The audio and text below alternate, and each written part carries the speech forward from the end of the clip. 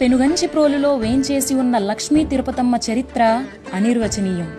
సృష్టిలో ప్రతి ప్రాణి ఒక వింతే. కానీ తిరుపతమ్మ జననం మాత్రం సామాన్య మానవ రూపంలో వెలసిన అసాధారణ దైవ సంకల్పం. చరిత్రను తిరిగి చూస్తే తిరుపతమ్మ చిన్ననాటి నుండి ప్రత్యేకం. ఆమె ఎక్కడుంటే అక్కడ సస్యశ్యామలం. వేదాల సారసత్వాన్ని అవలీలగా చెప్పే మహాజ్ఞాని. ఆమె మాటే మంత్రం, పలుకే వేదం. కాలక్రమంలో ఆమెకు గోపయ్యతో వివాహం జరిగింది. వివాహానంతరం తిరుపతమ్మ తల్లిని అత్తగారిల్లున్న పెనుగంచిప్రోలుకు తీసుకెళ్తుండగా దారి మధ్యన ఎక్కువగా ఎండ ఉందని కాసేపు విశ్రాంతి తీసుకుందామని సేవకులు పల్లకిని అక్కడ ఉంచి చెట్టు నీడలో ఉన్నారు. ఇంతలో ఒక పాము తిరుపతమ్మ తలపై ఎండ పడకుండా గొడుగులా ఉంది. అప్పుడే ఆమెలో దైవత్వం ఉందని అందరికీ అర్థమైంది. తిరుపతమ్మ భర్త గోపయ్య సాత్విక గుణమే ఆభరణంగా మలుచుకున్న మహనీయుడు. ఇద్దరూ ఆదర్శ గృహస్థ జీవనం గడపసాగారు.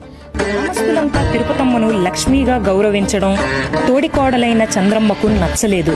ఈర్షతో ఆమె అత్త వెంగమాంబకు లేనిపోనివన్నీ చెప్పి ఇద్దరూ కలిసి తిరుపతమ్మను అవమానించడం మొదలు పెడతారు.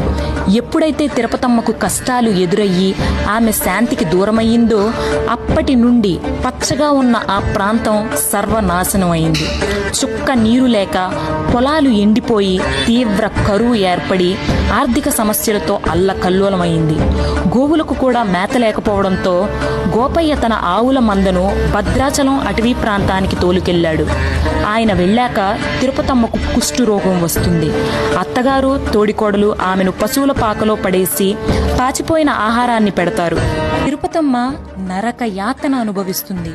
అప్పుడే ఆమె సహచరురాలు పాపమాంబ వచ్చి తిరుపతమ్మ దయనీయ స్థితి చూసి గుండె తరుక్కుపోయి తిరుపతమ్మకు సేవ చేస్తుంది. తిరుపతమ్మ అనారోగ్యంతో ఉందని అడవిలోని గోపయ్యకు కల రావడంతో భార్య వద్దకు తిరిగొచ్చి ఆమె స్థితిని చూసి విలవిలలాడుతాడు.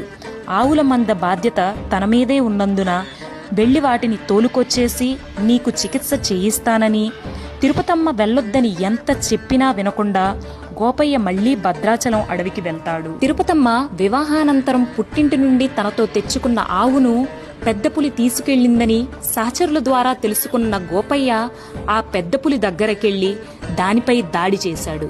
నిజానికి గోపయ్య ధీరుడు.